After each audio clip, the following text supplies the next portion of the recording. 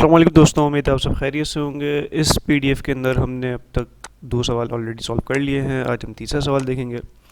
अच्छा, तीसरा सवाल है हमारे पास, if the marks obtained by a student in 5 different subjects are input through the keyboard, find out the percentage marks obtained by a student. Assume that the maximum numbers that can be obtained by a student in each subject is 100.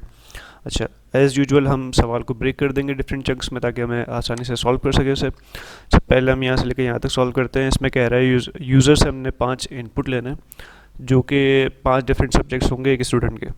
अच्छा, ये सवाल हम multiple तरीके से कर सकते हैं, जैसे हम मल्टीपल दफ़ा 5 दफ़ा जो है यूज़र से कंसोल डॉट रीड लाइन के थ्रू इनपुट ले लें, फिर उसे इवेल्यूएट करें। लेकिन ये थोड़ा सा लेंदी प्रोसेस हो जाएगा, बार बार सेम कोड रिपीट करना। इसको हम जो है एफिशिएंट तरीके से फॉर लूप से कर सकते हैं। तो आ जाते हैं अपनी कोड की तरफ। ये हमारा बेसिक हेलो वर्ल्ड एप्लीकेशन है, इसे कंट्रोल F5 से चलाते हैं। ये सही चल रही है। तो हम अपना पहला फॉर लूप का सिंटेक्स लिख लेते हैं। फॉर लिख के 2 दफ़ा टैब दबाएंगे और फॉर लिख के 2 दफ़ा टैब दबाएंगे तो ये आपका सिंटेक्स क्रिएट कर देगा। अच्छा, फॉर लूप के सिंटेक्स के अंदर हमारे पास 3 चीज़ें होती हैं। पहले तो हमने एक वेरिएबल इनिशियलाइज़ करना होता है, फिर उसकी कंडीशन बतानी होती है कि किस कंडीशन के तहत ही हमारा फॉर लूप चलेगा। फिर हमने एक ऑपरेशन बताना पड़ता है कि आपने क्या करना है इसके साथ, वेरिएबल को इंक्रीमेंट करना है, डिक्रीमेंट करना है, ताकि ये फॉर लूप कहीं जाके रुक सके।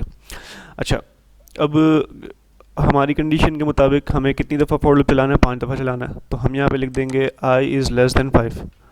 अच्छा, आप कंसोल करके देख लेते हैं कि हमारे पास 5 दफ़ा लूप चल रहा है नहीं चल रहा।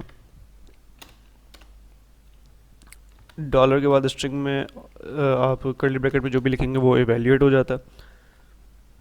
यहाँ पे लिखते हैं कंसोल नंबर i+1।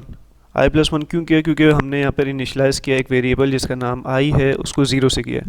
तो यूज़र को तो हम 0 से नहीं दिखाएंगे, यूज़र को तो हम 1 से दिखाएंगे क्योंकि यूज़र की गिनती 1 से स्टार्ट होती है। तो हमने कर दिया i+1। तो इसको चला के देखते हैं, कंट्रोल S कंट्रोल F5। तो ये हमारे पास आउटपुट आ गया। अच्छा, सवाल के मुताबिक हमें 5 इनपुट लेने हैं यूज़र से, तो हम कंसोल डॉट रीड लाइन से इनपुट ले लेते हैं।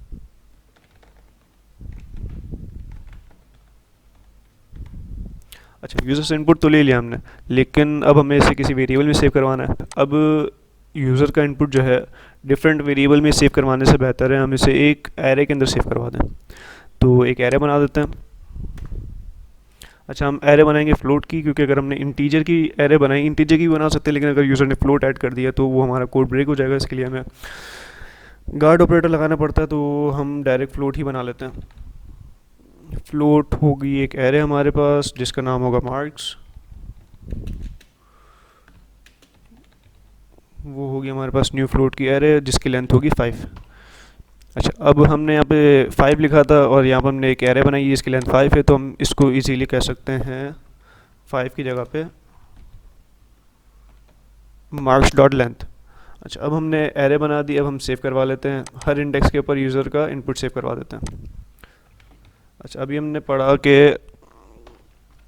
आई के अंदर करंट इंडेक्स होगा, तो मार्क्स के 0 इंडेक्स पे जो भी वैल्यू हम यूज़र से लेंगे वो इस एरे के अंदर सेव हो जाएगी। अच्छा, यहाँ पर ये वार्निंग दे रहा है क्योंकि हमने इसको यहाँ पे फ्लोट बताया और ये स्ट्रिंग में आ रहा है, तो टाइप मिस मैच हो रहा है, तो हम इसे फिक्स करते हैं कन्वर्ट के ज़रिए। कन्वर्ट डॉट टू, अच्छा हमारे पास फ्लोट नहीं होता, टू डबल होता है, तो हम डबल कर लेते हैं।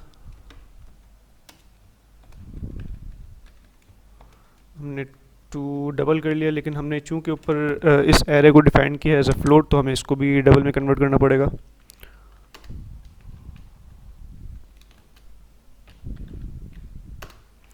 अच्छा, अब हमने ले लिया मार्क्स के 0 इंडेक्स पे जो होगा वो ज़ीरो, जो यूज़र 0 इंडेक्स पे देगा, मतलब पहली दफ़ा देगा वो पहले, फिर दूसरा, फिर तीसरा, फिर चौथा। इस तरीके से सारे यूज़र के इनपुट हमारे इस मार्क्स की एरे के अंदर सेव हो जाएंगे। अच्छा, अब हमारे पास हमने यूज़र से इनपुट भी ले लिया, अब हमें इसे किसी वेरिएबल में सेव करवाना पड़ेगा, तो हम अपना वेरिएबल बना देते हैं।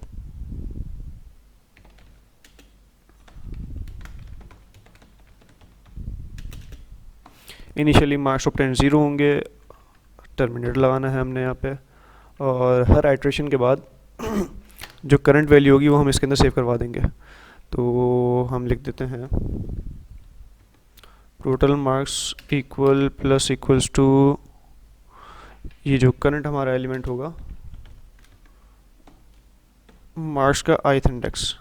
अच्छा, यहाँ पर भी ये ब्रेक हो रहा है, ये कह रहा है कैन नॉट एक्सप्लिसिटली। अच्छा, ये भी हमने फ्लोट बनाया तो इसे भी डबल करना पड़ेगा।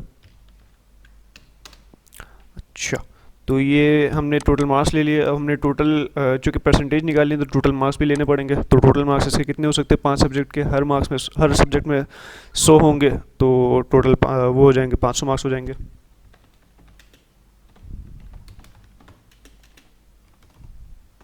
टोटल मार्क्स 500 हो गए। अच्छा, अब हमने यूज़र को पहले दिखाना भी तो होगा। हमने डायरेक्ट ये फॉर लूप चला दिया, लेकिन यूज़र को कहीं कहा नहीं है कि उसने यूज़र ने इनपुट देना है। तो हम यूज़र से इनपुट ले लेते हैं।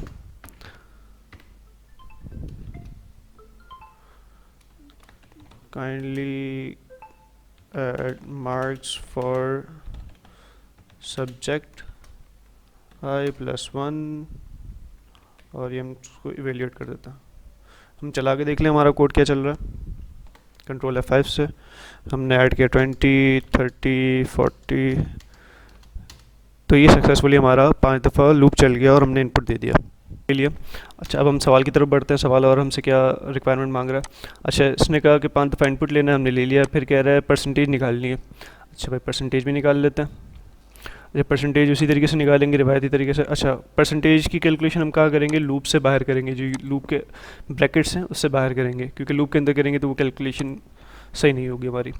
अच्छा, तो हम प्रिंट करवा देते हैं परसेंटेज, बल्कि उससे भी एक वेरिएबल में सेव करवा लेते हैं।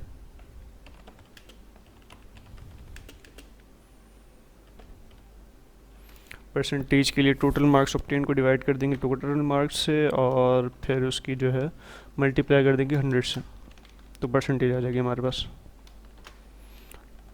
चला के देख लेते हैं भाई। अच्छा, ये एरर दे रहा है।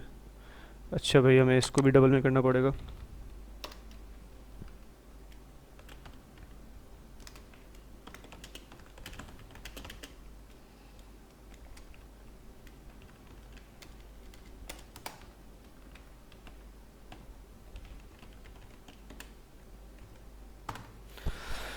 अच्छा भाई, हम सब में 100 ऐड करते हैं, तो इसने बता दिया टोटल परसेंटेज हमारी 100 है। अब हम देखते हैं, वापस चलाते हैं, 50-50 ऐड करते हैं सब में,